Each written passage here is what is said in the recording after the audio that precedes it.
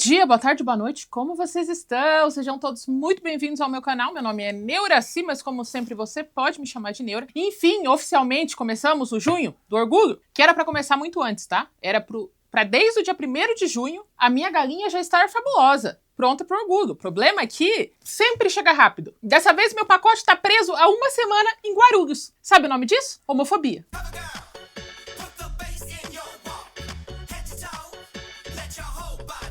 Hoje nós vamos falar sobre o filme Eu Nunca Fui Sã. Um filme que é muito pedido por vocês há muito tempo. Ele é de 1999 e o título em português parece meio preconceituoso. Porque o título em inglês, que seria Mas Eu Sou Uma Líder de Torcida, ele não dá pra você saber sobre o que é o filme. Mas depois, quando você vê o filme, o nome faz todo sentido. Esse não tem nada a ver com nada. Esse filme foi idealizado e dirigido por uma mulher lésbica, que queria escrever um romance adolescente para as gays serem felizes também, porque se agora a gente já não tem tanto filme com gay feliz. Antes de 99, gente do céu, é lésbica, arranjou um namorado e ia morrer por homofobia. É sempre uma história muito triste, muito dramática, sempre. Enquanto todos os adolescentezinhos heterossexuais poderiam se iludir e acreditar em coisas erradas sobre o amor, os adolescentes LGTV, eles tinham que apenas assistir alguma trajetória de vida triste de algum gay que morreu, ou sofreu, ou teve que fugir, ou ficou seriamente ferido, ou desistiu de tudo, ou se matou. É bem triste. Então ela queria quebrar um pouco esse estereótipo pra dizer que, tipo, cara, a gente não é só desgraça. Ela fez um curta-metragem parecido com a história e esse curta-metragem chamou a atenção de um investidor. Ele super queria fazer alguma coisa assim, diferenciada, mas o orçamento seria baixo. E ela desenvolveu esse roteiro a partir da ideia desse produtor de querer fazer alguma coisa parecida com esse curta-metragem. Eles tinham um orçamento de centavos, eles tinham $500 mil para fazer, que é quase nada. Com $500 mil você não faz a abertura do Stranger Things, atualmente, assim, sabe? Então, foi muito pouco dinheiro, só que foi um trabalho tão de paixão por tantas pessoas diferentes que ele acabou virando um clássico entre a comunidade. Talvez um pouco fora também dos alternativos, por ser um conto de fadas gay, onde as coisas acontecem bem, as coisas são felizes, e você pode se iludir e acreditar que o amor é assim, porque todos têm direito igualmente de se iludir e ser feito de trouxa. Eu pesquisando por esse filme, eu achei um vídeo de um rapaz que é um vídeo tão sensacional que tudo que eu falasse seria cópia. Eu vou colocar aqui a capa e vou colocar o link e vou tentar colocar aqui também. Ele fez uma análise do filme Nunca Foi Santa. Junto com a análise, ele colocou entrevistas de quando o filme foi feito, entrevistas de comemoração dos 20 anos de aniversário e maneiras reais com que os períodos históricos tentavam fazer a cura gay. É muito completo, assim, eu achei muito sensacional a maneira como ele intercalou as coisas. E tem legenda automática aqui no YouTube em português, então vale a pena vocês darem uma olhada, assim, eu gostei muito da análise dele. E ao mesmo tempo que esse filme ele é tipo um avanço pro cinema, ele também mostra como é um retrocesso à indústria no geral. Porque quando o filme estava para ser feito, vários atores negaram de fazer parte do projeto, não porque eles não gostaram da ideia, mas porque se eles fossem muito bons atores e fizessem gays muito bem feitos, eles não seriam chamados para papéis heteronormativos. Eles parariam de ser chamados como pares românticos. Eles parariam de ser astros de filmes de ação. Eles falaram isso, eles falaram, olha, eu não tô podendo me associar com esse tipo de coisa porque tinha uns que estavam até escondidos no armário, sabe? E eles falaram, não, eu não posso sair do armário agora, você não tá entendendo. Eu tô conseguindo, agora que eu tô conseguindo trabalho. Não. E ao mesmo tempo, existia um outro grupo de atores completamente empolgados com a ideia de criar um filme adolescente feliz para as gays se iludirem. E eles pediram para participar do filme. Então todos os atores que você vai ver no filme, eles receberam centavos ou nada. Eles se voluntariaram, tipo, eles se ofereceram para fazer o papel. E para eles foi o período mais inesquecível da vida, porque eles criaram um senso de irmandade, porque todos eles estavam unidos por um legado, assim, nós vamos fazer uma coisa diferente, sabe? É muito legal isso. E além do dinheiro para fazer nada, também deu BO na produção, porque eles foram num bairro gravar, e os vizinhos ficavam chamando a polícia para eles, porque achavam que eles estavam gravando um filme pornô. E eles explicavam, e daí chamavam de novo a polícia. E quando o filme foi lançado, lembre-se que o objetivo da diretora era um filme adolescente, né? O filme saiu com censura mais 17. Nos Estados Unidos tem uma escala de censura deles, né? De autocensura. E a mais 17 significa que só pessoas com mais de 17 anos podem assistir esse filme. Fim, não tem nada que a pessoa possa fazer. O que é um problema, já que o foco desse filme é quem tem 14 e 15. A diretora ligou pessoalmente pra associação que faz a censura e falou, gente, por favor, o filme é adolescente. Daí a mulher falou assim pra ela, falou, olha, eu achei a história super legal, super bonitinha, mas o problema são as cenas de amor entre mulheres. Isso não tá. Não tem condições. Não pode. E daí ela ainda fala na entrevista que ao mesmo tempo que estava sendo produzido Nunca Fui Santa, estava sendo produzido American Pie. E se você vê o trailer de American Pie, no trailer tem tipo 7 piadas de punheta diferentes, várias insinuações sexuais, e American Pie conseguiu a classificação R, que é a restrita. Então se você tiver com um adulto responsável, você pode ir. Eles conseguiram a liberação adolescente, e o Nunca Foi Santa, que é muito mais de boa do que American Pie, não tinha conseguido. Então, para conseguir que o filme seja lançado mais amplamente, ela cortou 2 cenas mais quentes entre as meninas para que o filme seja lançado. Ela falou, doeu muito no meu coração, mas eu precisava, meu legado era esse, eu queria que fosse uma coisa para os adolescentes. Então, né, até nisso deu problema, deu B.O. O filme começa num campo de escola americana com as líderes de torcida, e a nossa protagonista, a Megan, é uma das líderes de torcida, e ela é super feliz sendo líder de torcida. Ela vive o sonho adolescente americano. Ela é líder de torcida, o namorado dela é capitão do time de futebol americano, ela tem uma família tradicional, e depois do treino ela vai se pegar com o namorado, o qual ela não tem nenhum tipo de sentimento por. Ela tá tipo de olho aberto, aguentando e pensando nas meninas líderes de torcida. Confusa, sem saber o que está acontecendo. Ela sai da pegação que ela tá fazendo de maneira obrigatória, indiferente, e vai jantar na casa dos pais. Esse filme, ele vai fazer uma coisa que eu acho extremamente inteligente, que eu acho sensacional, que é a ideia de, tipo, a gente não tem como recriar as coisas com realidade, então nós vamos fazer falsidade. Tudo vai parecer tão falso que vai ser de propósito. Parece um cenário, parece que é meio que uma fantasia. Tudo é tão exagerado que parece que o filme queria isso mesmo. Ele queria isso mesmo? Queria. Mas se ele tivesse um orçamento melhor, ele provavelmente tomaria algumas liberdades diferentes, assim, sabe? A sátira do filme vai estar nessa coisa do falar o óbvio na sua cara pra você entender como isso não faz o menor sentido. E além disso, vai ter uma comunicação bem clara com as cores. Antes da Megan ir pro acampamento de cura gay, ela usa amarelo e a família dela é toda marrom, sem graça, sem cor. A escola dela é marrom. Os colegas de quarto... Marrom, eu digo a cor, né? A escola dela é pintada de marrom. Os colegas de sala dela usam só roupa marrom. E ela é tipo o único ponto amarelo no meio de um monte de marrom. Na janta com os pais, ela tem uma coisa que a gente já citou antes, que é a janta, a oração da indireta. Tá todo mundo na mesa pra jantar. Ele tá, Senhor, por favor, faça minha filha lembrar sobre os papéis nossos na sociedade, que ela não mude nada sobre isso, amém. Ela tá tipo olhando o cara de quê? O que tá acontecendo? Depois da janta, ela lê a Bíblia dela e daí ela vai dormir. No outro dia, ela tá toda empolgada porque vai ter um evento fora da escola, né? Vai ter o jogo e elas vão como líder de torcida. Então ela tá super empolgada, que ela vai passar vários dias com as amigas dela e tal. Ela chega na escola e tá todo mundo meio estranho com ela, assim. Ela tá tipo, por que tá todo mundo assim?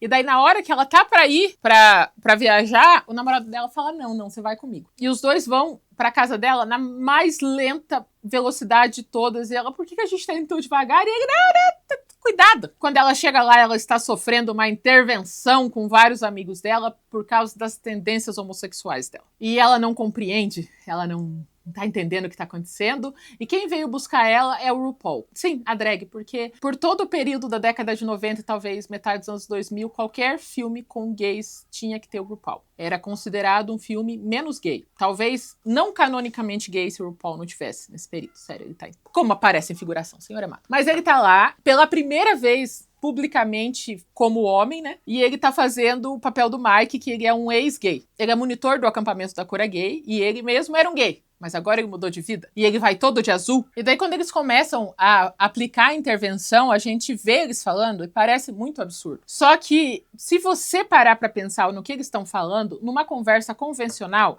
você não acharia tão absurdo. Porque ela fala assim, filha, você tá querendo me fazer comer tofu. Você é vegetariana. Como assim? Você adora colocar pôsteres de mulheres na sua parede. E dela, não, mas todas as garotas são assim. Não, claro que não, jamais. Só que eu tenho certeza que, de maneira preconceituosa ou não, você já viu uma mulher com cabelo bem curtinho e falou, essa daí gosta de meninas. Ou então, algum homem com uma roupa de yoga, restaurante vegano, você pensa, esse daí gosta de meninos, porque ele tá com uma roupa de yoga no restaurante vegano. Então, essas atitudes que nós acabamos pensando, isso daí significa. Eles colocando nessa lente parece completamente absurdo, por quê? Porque nada disso faz uma pessoa ser atraída pelo mesmo sexo. Mas daí eles explicam pra ela que ela realmente é bem gay, ela nem também gosta de beijar o namorado, e ela vai passar uns meses nesse acampamento de conversão gay. E o nome é True Directions, Verdadeiras Direções, que é baseado no centro de reabilitação de drogas que a mãe da diretora tinha, com o mesmo nome. E ela gostou muito da estrutura dos 12 passos, e ela criou um negócio meio parecido nessa cura gay. Quando ela chega no centro de reabilitação, ela é recepcionada pela Mary, que é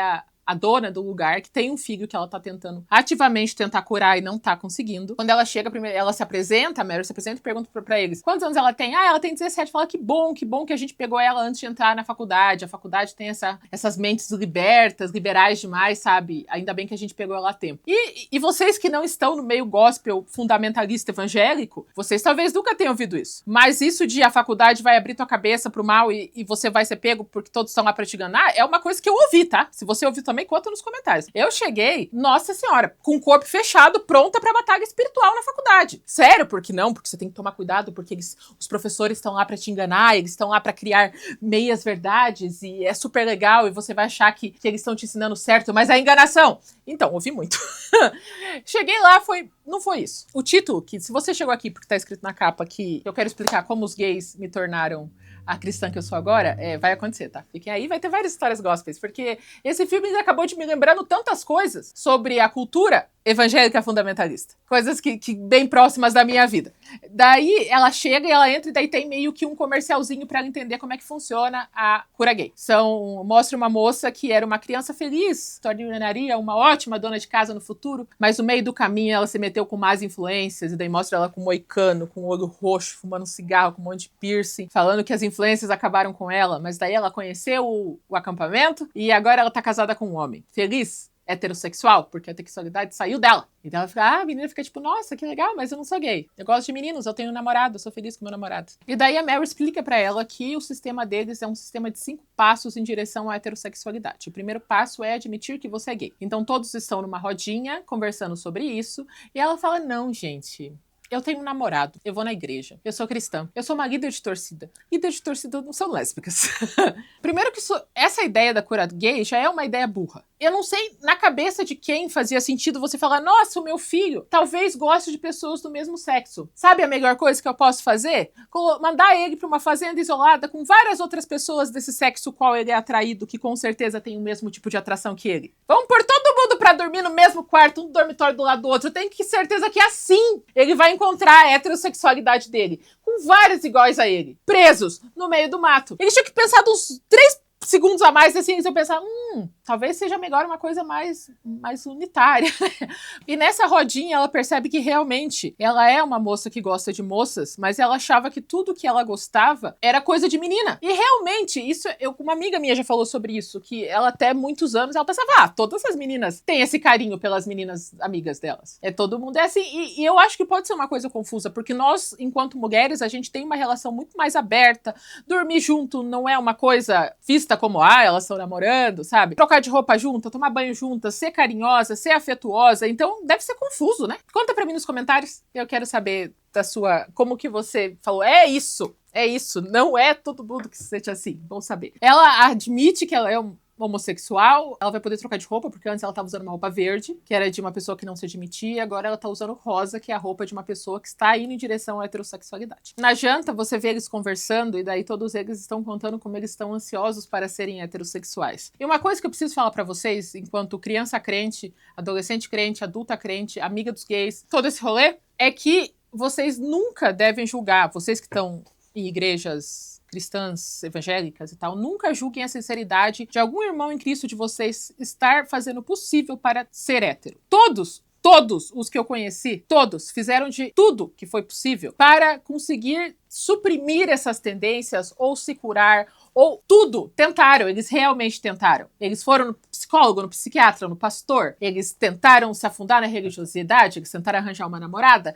Eles tentaram. E daí vocês fazem o quê? Piadinha. Já tá difícil. Daí você faz o quê? Você fala, aquele irmão é. Aquele ali é. Pode ter certeza que ele não tá fazendo isso pra te afrontar, ou porque a crença é sincera. É bem sincera. E eu não consigo cogitar a ideia de pensar como deve ser difícil na cabeça de uma pessoa cristã que está tentando também encontrar o seu amor. E esse amor não é bem visto. Você pode ter certeza que todos esses menininhos e menininhas que você vê no culto e fala, ah, essa daí, ó, essa daí cheirando a cor, hein? Essa daí gosta. Olha, toda, parece um homem.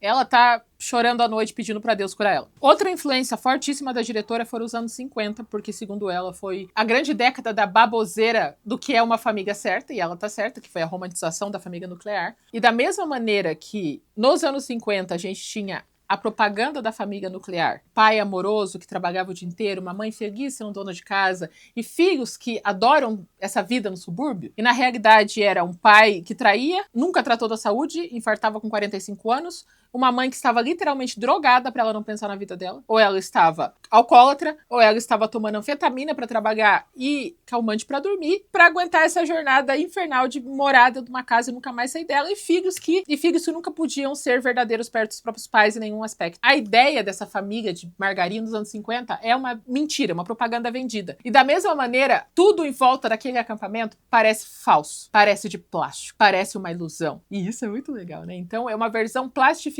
dos anos 50, que acima de tudo quer vender uma mentira, e é isso que ela quer fazer. Ela quer que pelo menos eles parem de falar em voz alta que eles são gays. E daí não vai ser mais problema de ninguém e dá. Acima de tudo, evitando o desconforto dos héteros, né? Então agora as meninas, elas vão aprender a trocar fralda, elas vão aprender a limpar a casa, elas vão aprender a aspirar o chão, todas de rosa, e os meninos vão aprender a consertar um carro, a cuspir no chão, a coçar o saco, a jogar futebol americano, sabe? Coisas que fazem você ser muito héterozão. A próxima fase é encontrar a raiz do problema, que é a ação externa que fez você ser gay. E eles estão todos contando cada um, e é sempre uma coisa muito absurda. É tipo, ah, minha mãe se casou de calça comprida e não de vestido, por isso eu sou gay. Eu falo, ah, eu nasci na França. Eu tinha que passar muito tempo trocando de roupa em trocadores masculinos coletivos no futebol americano. É uma desculpa esfarrapada. E a Meghan tá meio coisada, assim, porque ela ainda não descobriu qual que é a raiz, o que fez ela ser do jeito que ela é, e ela tá preocupada, porque ela realmente quer se curar logo pra poder ir pra casa e viver a vida dela normal. Pra facilitar a organização, a Mary coloca todo mundo em duplas pra eles se ajudarem, e à noite, em volta da fogueira, eles têm vários cards pra você se associar às ações àquele tipo de gênero, para que você internalize, para que você consiga internalizar as suas ações. É uma idiotice, né? É uma desculpa pra isso. E quem está com ela é a Graham. E, inicialmente, as duas meio que se odeiam, assim. As duas são meio inimigazinhas. Ela é mais inimiga do que a Meghan, que só quer ser hétera. Ela só quer ser hétera e voltar pra casa. Próximo passo é a terapia familiar, onde todos vão se sentir igualmente culpados. É nessa hora que os filhos mostram a raiz da homossexualidade. E daí a Meghan conseguiu descobrir que a raiz está no período que o pai dela ficou desempregado e a mãe dela teve que sustentar a casa por 9 meses. E talvez isso causou confusão de que onde é o lugar da mulher e onde que é o lugar do homem, sabe? Talvez seja isso. Talvez seja isso que fez ela ser do jeito que ela é. E a Mary fala, com certeza, seu pai foi emasculado na sua frente, sua mãe fez papel de homem. É claro, obviamente é por isso que você é lésbica. Faz todo sentido. Que bom, Meghan. Parabéns. Fico feliz por você. À noite, todos os do mesmo sexo dormem juntos numa única sala, rosa, tudo rosa. A Meghan acorda com a colega dela se dando choque, porque um dos conselhos era que toda vez que ela tivesse pensamentos com meninas, era pra ela se dar um choque pro cérebro associar a atração que ela tem por meninas com a dor do choque, e um dia ela ficar tão traumatizada que ela não vai conseguir nem sentir nada por ninguém. E ela tá o tempo todo se encostando, assim. Isso deixa ela meio que estranho. Ela começa a andar pelo acampamento e ela encontra 2 meninos se beijando embaixo da mesa, e ela grita, ela faz um escândalo, ela fala, não, meu Deus, vocês estão errados, como é que vocês têm coragem de fazer isso aqui não é lugar pra isso, sabe? E esses rapazes se pegando embaixo da mesa me lembrou de uma história que era assim, ai, que coisa estranha, né? Então, lembra que eu era criança crente estranhinha, que não tinha muitos amigos na igreja. Eu era completamente apaixonada por um rapazinho que ele era do coral. E ele tinha os olhos azuis, e ele tinha um cabelo de príncipe, e ele era super gospel, super... Ah, vamos todos líder religioso, sabe? Sonho de todas as menininhas. E eu tava tipo, nossa, esse rapazinho, eu queria tanto ele pra mim. E ele não sabia da minha existência, tá? Depois, assim, isso eram uns 12 ou 13, né? Com 19, 20 anos, a gente acabou se encontrando de novo, a gente acabou ficando todo mundo amigo e tal. Beleza. Passou-se 10 anos depois disso. E a gente se encontrou na rua. E ele tava de mãos dadas com o namorado dele. E daí eu falei, nossa, amigo, você tá cá. E daí, namorado, que legal. E daí todo mundo ficou tipo, fico feliz por você e tal. E daí ele falou, não, você não sabe. Quem me fez conhecer o mundo gay foi aquela pessoa lá. Lembra daquela pessoa? Daí eu fiz um... Como assim? Dele, sim, foi ele que me chamou. Ele que me levou para um cantinho atrás do coral e foi assim que eu descobri que eu gostava de meninos. Eu fiquei tipo... E daí vem um plot twist meu, só meu. O menino que eu orava todas as noites para ser meu marido tava se pegando com o menino que fazia bullying comigo. Os dois estavam namorando enquanto eu tava orando por um e chorando de bullying por outro. Isso é tão estranho. E fora aqui, o que fazia bullying comigo tá casado com duas filhas, cantando bastante por aí. Essa parte a gente pula, essa parte não é o nosso, né? Mas eu lembrei disso, eu fiquei tipo, porra, o jeito que eu vivi em ilusões com 13 anos, é um negócio assim, caralho. Tá, o RuPaul acorda, chama a diretora faz os meninos caguetarem um pro outro, um é expulso e o outro vai ficar de castigo numa casinha de boneca, tipo de criança assim, sabe? Numa solitária. Todo mundo fica bravo com a Megan, né, porque caguetaram o menino foi expulso. Eles estão meio que sem falar com ela, mas a Graham defende ela. À noite, todas elas se arrumam para fugir por uma balada gay, onde elas podem ver o que tá acontecendo e tal, porque tem uma casa de apoio na frente do acampamento de cura gay, que é por um casal de homens que são ex-gays. Então, gays, normais. Encontraram o outro. E eles tentam chamar a atenção das crianças para elas pensarem em todas as opções antes de escolher se reprimir, né? E daí eles têm uma van e eles levam todas as crianças para um bar gay, lésbico, GLS, para elas verem qual é. Chegando lá, a Graham e a Megan, que já estão numa vibe namoradinho, assim, sabe? Elas já estão tipo... Vão dançar com outras meninas, as duas ficam com ciúme, as duas vão brigar uma com a outra e as duas começam a se pegar e agora elas estão apaixonadas. No outro dia tem mais um dia de terapia em grupo e a gente vai conhecer a Jem. A Jem é a que mais tem a vibe caminhoneira. Então todo mundo fala, obviamente, a Jem tem que aprender a se curar da homossexualidade, né? Mas só que ela é hétero. E a diretora falou que isso era uma piadinha também com alguns estereótipos que a comunidade LGBT fazia, que era também de ficar colocando rótulo muito fácil em todo mundo. Obviamente você é, obviamente você não é. Ela falou que queria fazer piada com os estereótipos dos dois lados. Eu, particularmente, tenho muito carinho pela Jen, porque eu sou considerada amadeirada há muito tempo. Pelos vários gostos que são vistos como masculino, porque eu gosto de destruição, construção, fogo. Eu também gosto muito de ternos. Eu amo, acho roupa masculina um negócio muito bonito, assim. Só que, infelizmente, não. Totalmente hétero. Mas todos começam a falar com a Jen. Jen, para de besteira! Aceita dela, mas eu sou hétero. Eu gosto de meninos, eu quero uma pica pra mim. E daí eles falam, para com isso! Assume logo que você é sapatona pra daí a gente te transformar em hétera. E ela sai correndo brava. Porque ela ninguém acredita em mim, só porque eu me visto desse jeito, isso é um absurdo. A Mary tá limpando o quarto das meninas e encontra uma caixinha de fósforo do bar onde elas foram. Chama todas elas pra falar de onde que veio isso. E ela tá super desconfiada. E a Graham, pra desviar a atenção, fala, eu descobri hoje que eu tô afim daquele menino ali, ó. Acho ele muito atraente sexualmente. Dela, sério, que bom. Dela, sim, estou me curando. Pra distrair da caixinha de fósforo. Os pais da Megan aparecem também pra falar pra ela que tomara que ela não tenha ido pra essa balada gay, porque se ela for, eles amam muito ela, mas ela não vai ter mais nenhuma casa, nem um lar, nem nada. Ela não vai ter pra onde voltar. Ela fala, não, pai, eu tô ansiosa pra voltar pra casa com meu namorado, 100% hétero. Tem nada. Enquanto isso, ela tá pegando a Graham e elas estão bem felizes e apaixonadas juntas. Outra atividade do acampamento é protestar na casa de apoio do casal gay, né? Eles vão lá pra brigar com eles, falar que eles estão fazendo errado, que eles têm que se converter, que eles têm que se... Daí, à noite, tem um evento social onde as meninas estão fingindo que estão interessadas nos meninos, os meninos estão fingindo que estão interessados nas meninas, e eles estão fazendo o que eles podem pra fingir e acreditar neles mesmos. E aí, no outro dia, é a prova final, onde os homens precisam cortar lenha, eles precisam consertar o carro, jogar futebol americano, sabe, fazer todas as coisas. E as meninas precisam fazer todos os trabalhos domésticos que elas aprenderam no decorrer das semanas que elas estão lá. A prova final é que só um deles reprova e ele sai bravo falando, eu nunca nasci pra ser sapatona? Vocês que são um bando de gay básica, eu nasci pra ser fabulosa? E ele sai todo bravo. E naquela mesma noite, passarem pela prova da heterossexualidade, a Megan e a Graham estão consumando o ato lésbico. Elas estão se conhecendo biblicamente enquanto Evas. E daí, elas estão apaixonadas e tal, só que uma das meninas escuta o vucu-vucu e conta pra diretora. A diretora separa elas e fala pras duas que ambas foram expulsas. A Megan decide falar a verdade e a Graham não consegue, porque os pais dela são ricos, milionários, e eles prometeram tirar tudo que ela tem, e tudo que ela é, e todo o apoio possível se ela não se converter logo. Então ela tá com medo de perder tudo que ela tem e tudo que ela é, então ela fica. E é triste, porque Porque a Meghan fica meio desiludida, assim, ela fica tipo, E ela vai pra casa de apoio dos gays, que fica do outro lado da rua. Lá ela encontra o menino que foi expulso no começo, ele tá usando uma roupa toda arco-íris, a casa deles é basicamente um grande arco-íris feito de arco-íris. Ela, pela primeira vez, vê uma relação funcional entre pessoas do mesmo sexo. Eles brigam, eles pedem desculpa, eles se comunicam, sabe? Ela tem essa esperança junto com eles. Ela fala pra eles, me ensinem a ser uma lésbica. Eles falam, não, tem várias maneiras de ser uma lésbica. Você tem que achar o seu jeito de ser lésbica e dali. Enquanto a Meghan tá aprendendo como é ter um grupo de pessoas que aceita ela pelo jeito que ela é, deixa eu contar pra vocês o motivo do título, que é o Como os gays me fizeram ser a crente que eu sou agora. Então, eu nunca fui homofóbica, assim, de jeito nenhum. Eu só cresci numa redoma gospel, onde toda a cultura gay era vista como lá, sabe? Nos filmes, distante. Eu não tinha contato nenhum com nada. Por causa do meu círculo social. Eu também era meio tontinha, né? Mas eu era bem desorientada e eu não saía da minha bolha. Beleza, entrei na faculdade.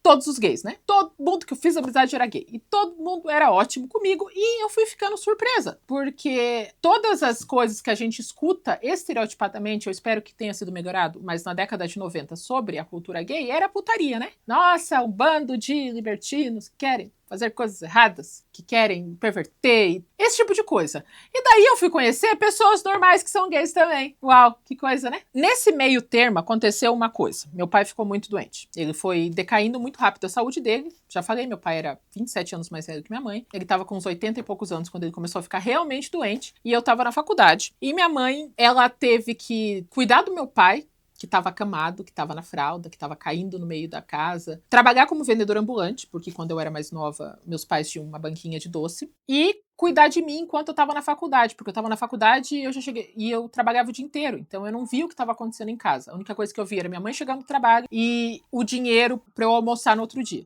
A gente só percebeu como tudo estava muito difícil para minha mãe quando ela infartou, quase morreu, ficou 7 dias na UTI. E depois disso, eu meio que me deu um desespero, assim. Eu considero o período em que minha mãe estava na UTI e meu pai estava na casa das minhas irmãs, porque eu não conseguia cuidar dele sozinha, o período que eu virei adulta. Basicamente é isso. E depois disso, a minha maior preocupação era como eu ia sustentar a casa depois que meu pai fosse embora.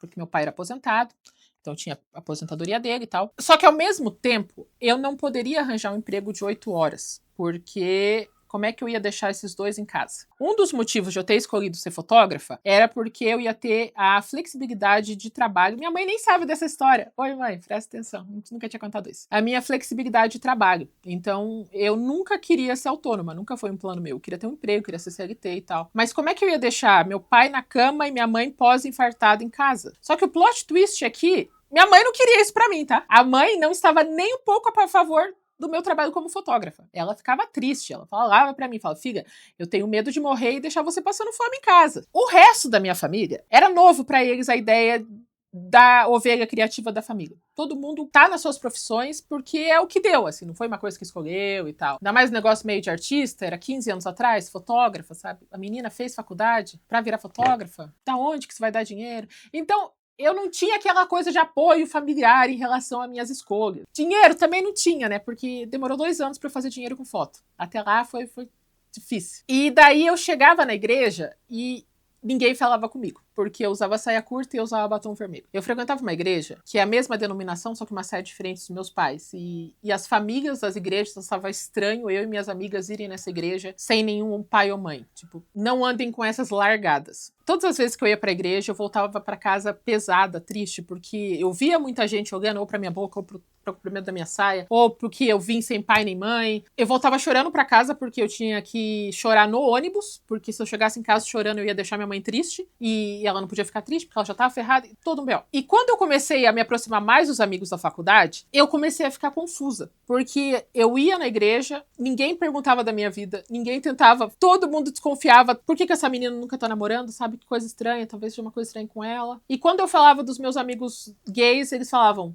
Eca, longe de mim, porque se chegar perto eu bato. E várias outras frases de ódio que vinham do nada, eles nem conheciam os meus amigos. E aquilo foi me descaralhando a cabeça. Mas assim, pra foder o rolê, todos os meus amigos que acabaram sendo gays, não porque eu fui pegando um por um, mas porque é meu rolê, eu nunca vi um grupo com mais respeito sobre a minha religião na vida. Os meus colegas de igreja não tinham tanto respeito assim. Eu falava assim, gente, eu não bebo deles. Tá bom. toma uma coca, senta aí. Ah, eu não posso fazer tal coisa. Deles, tá, a gente dá um jeito. Ah, deles tá ótimo. Eles nunca me julgaram. Totalmente respeito. Eu não ouvi uma palavra de ódio sobre qualquer outra comunidade. E eu ia pra igreja e eu não compreendia. Porque o princípio de igrejas evangélicas no geral é o amor ao próximo. E que você consegue mostrar Deus sendo o amor que você conhece na prática. Mas eu vi isso com os gays. Eu tava desesperada, eu saía da faculdade à noite, eu tava tão nervosa, pensando como é que eu vou pagar as contas daqui a uns anos. Todo um rolê, meu pai, de repente ele tinha uns lápis assim de sanidade, ele caía da cama, chegava em casa, ele deitado assim no chão, às vezes com a calça baixada. E eu ia pra casa deles, eles me davam sorvete, eles me abraçavam e falavam, vamos ver um filme, viado. Vai lá, senta do nosso lado. E eles só me acolhiam. Eles nunca me julgaram, eles só me acolhiam. Sério que eu vou chorar já? Nossa senhora, primeiro vídeo do mês dos gays já me dá vontade de chorar. Então, todas as vezes que eu estava dentro da igreja, eu via julgamento e ódio. Quando eu estava com a comunidade dos libertinos pervertidos, eu entendi o amor. E aquilo não faz sentido.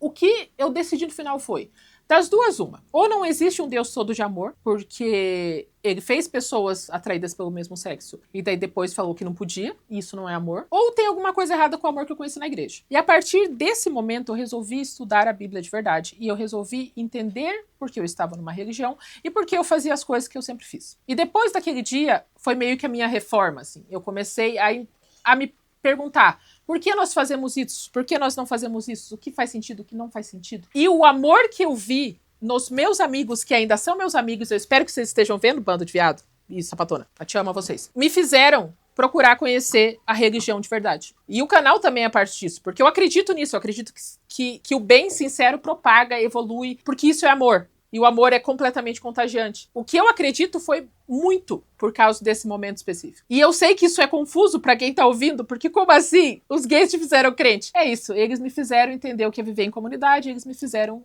entender o que é amor ao próximo. Eles são uma das melhores pessoas da minha vida. Eu realmente amo muito todos eles na minha vida. E meu olho tá enchendo d'água de novo. Eu não vou borrar a maquiagem. Mas voltamos ao filme onde a Megan decide ir buscar a amada dela na formatura. A formatura também é interessante porque todos os convidados estão usando branco, como se eles estivessem puros e purificados. E os colegas, eles estão usando um vestido que é para ser um vestido de formatura, só que feito de plástico. E os meninos estão usando um terno, só que de plástico, porque é falso. Então, enquanto todo mundo tá purificado, eles são obrigados a performar, assim, é meio que um casamento, um negócio assim. E a Megan chega toda militar pra roubar a namorada, puxa ela pra um canto, a namorada dela fala, não posso, meu pai vai ficar louco da vida, não tem condições, não dá. E daí ela faz o quê? Ela faz a coisa que ela mais ama, que é ser líder de torcida. E daí ela torce pro amor dela. E isso faz com que as duas... Isso faz com que a Graham fale, é verdade, eu te amo, cara.